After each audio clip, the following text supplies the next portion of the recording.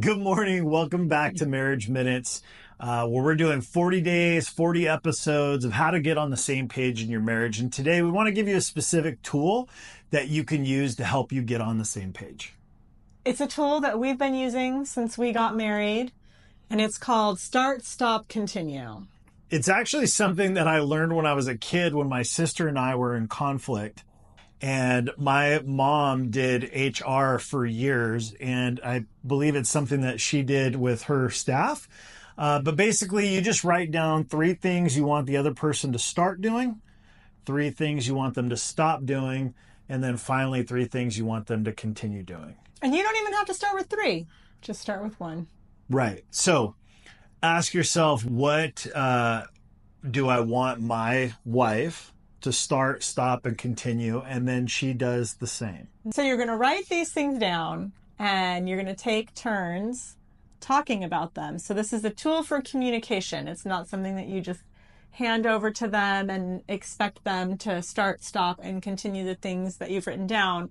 It's a tool to open conversation. Right. And it's not a time to get defensive. This is a time to really get on the same page. And know what your spouse is thinking, what they need, what they desire, and take that and use it, not just as a communication tool, but in a way to show love by taking action on what your spouse has given to you and asked of you. Yeah. Our best tip for this is don't do this on date night. This is not a date night activity. This is a same page meeting type of activity. Absolutely. And depending on where you're at, this can be something that's done like once a month.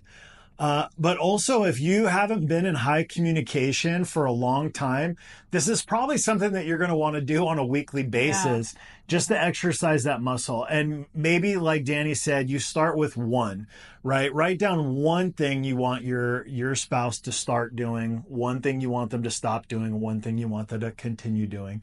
And it's important that you're in agreement on what the number is, but never go over 3. You don't want to give each other this laundry list of things that you want them to stop doing. Make sure you're equal in all 3 categories. Yeah. And this is an opportunity to be constructive, not critical. Right.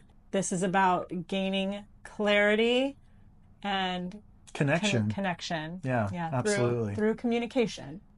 If you're not at a high level of communication, revisit this on a weekly basis. Things are going really great, and maybe you find it even hard to come up with things to write down. Maybe this is just something that you do once a month or even quarterly. Yeah.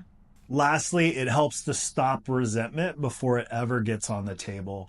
This is a tool that we use, and sometimes we notice when we've let too much time go by, and there's generally that some conflict can arise because we're not communicating our needs or what's going on inside of our head.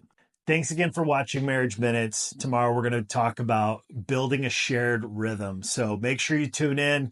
Make sure you subscribe, hit the bell so you're notified, but we'll be putting these out every single morning at 6 a.m. Thanks again for watching.